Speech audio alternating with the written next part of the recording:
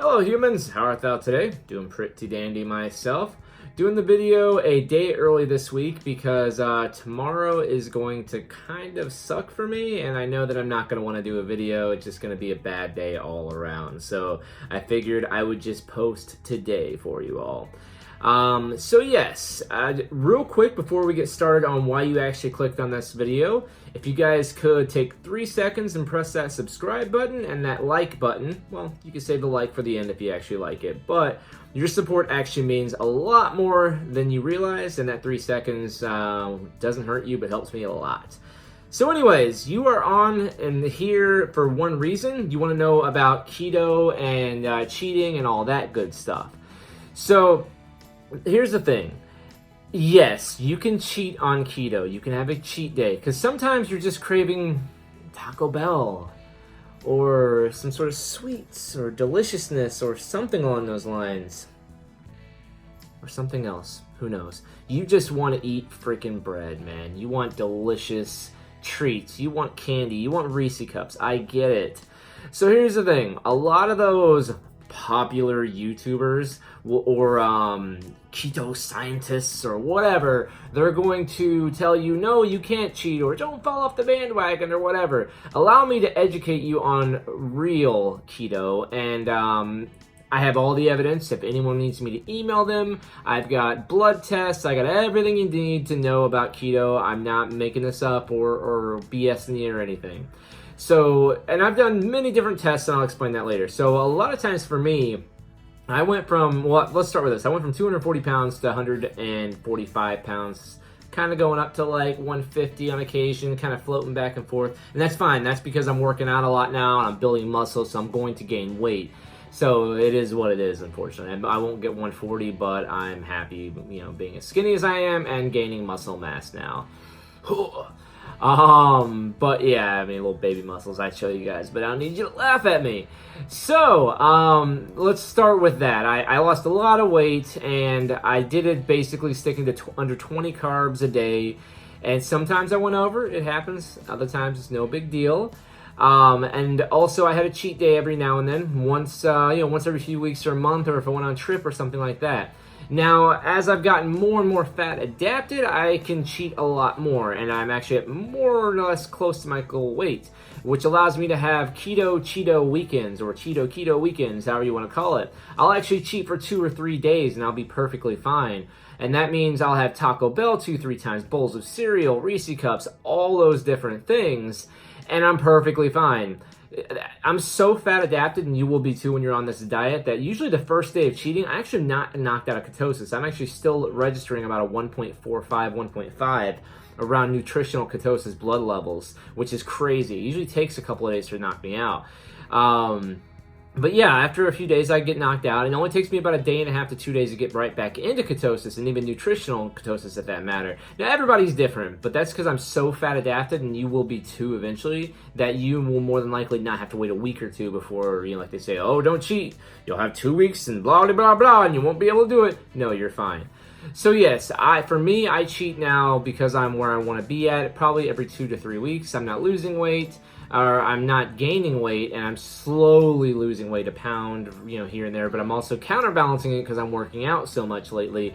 Usually once every 2 days or so, sometimes every day if I get in a really pumped up mood and stuff like that. I should probably put my hands off the table. I don't know. That's kind of weird though. My watch is all janky. Yeah, this watch was when I was 240. Anyways, I gotta get that redone. But yeah, so yes, you can absolutely cheat. And you don't have to be like, oh gosh, some of those like bodybuilders, I can think of this one guy off the top of my head, I won't say his name.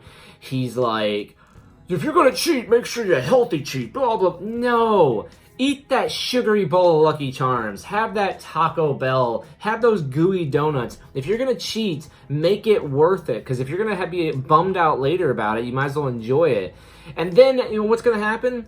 Worst, like for me, like if you do, I cheated 9 days once because I went on a large vacation. I gained about 6 pounds. I lost 4 of those pounds within the first week of coming back, and the other 2 within the next week, because it's water weight. Most of the time, you're going to see weight come up, and that's because of water weight. But also, most of you are constipated anyways, and once you cheat, you're going to be crapping like crazy, so it's going to counterbalance itself a little bit. Yeah, I know you have poop problems. Don't worry about it. You don't have to. You don't gotta be ashamed of that. We all get them. If you don't get enough fiber, and like me, you don't eat a lot of veggies. It starts to happen. You got to pop in some of those stimulants, and you're good to go.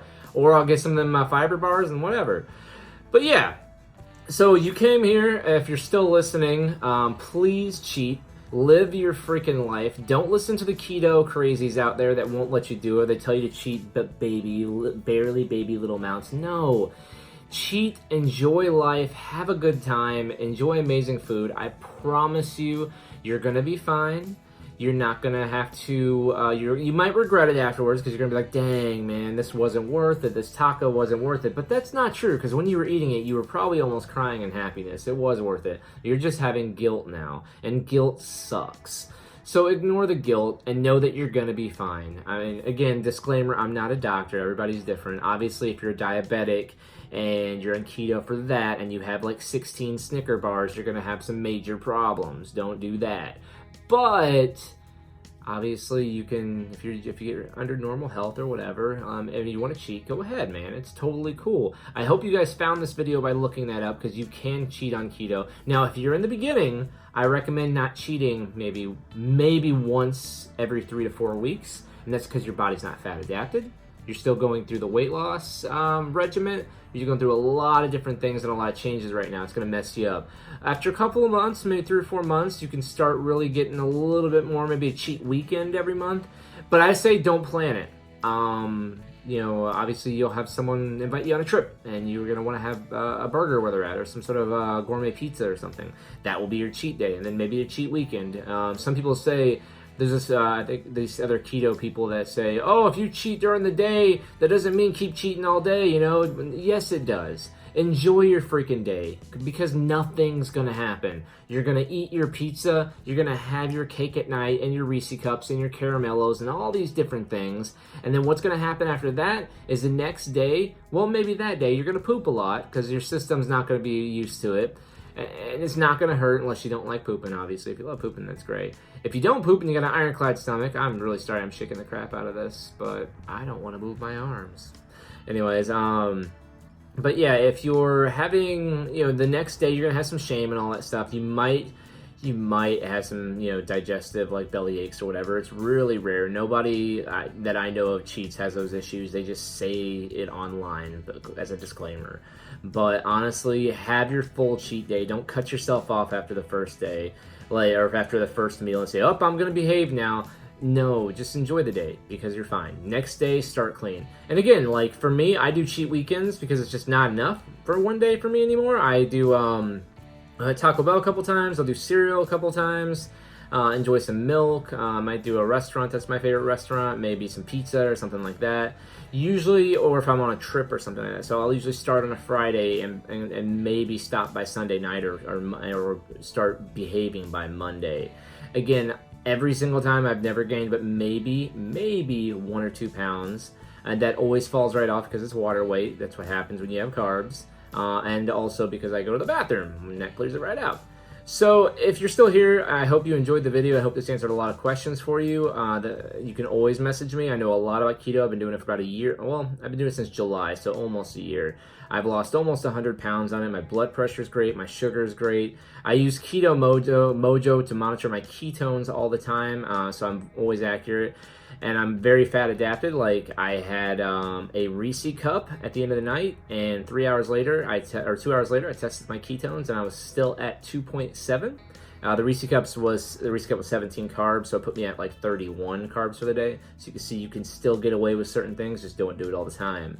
I highly recommend getting a ketone meter so that you can know what your limits are, that you can know what you can do, how much you can cheat, how long it takes for you to get back in ketosis. It relieves so much stress. And don't do the pee strips. Seriously, don't do the pee strips. They're gonna start giving bad readings probably after the first month, because you pee out ketones when you start, and it goes away afterwards. You start using that resource. You don't pee out as much, and you get false negatives. Anyways, again, I hope you guys all enjoyed the video and this was informative. Need me, you can always reach out. Sorry we're a day early, but I had my reasons. And again, please press that subscribe button, that like button. It does mean a lot. And toss some comments in the comments. Have some conversations. But I will see you guys all on Sunday. Hopefully that's going to be a Munch Pack unboxing. If not, it might be an Is It Worth It? But thank you again for watching. You guys have a great night, man.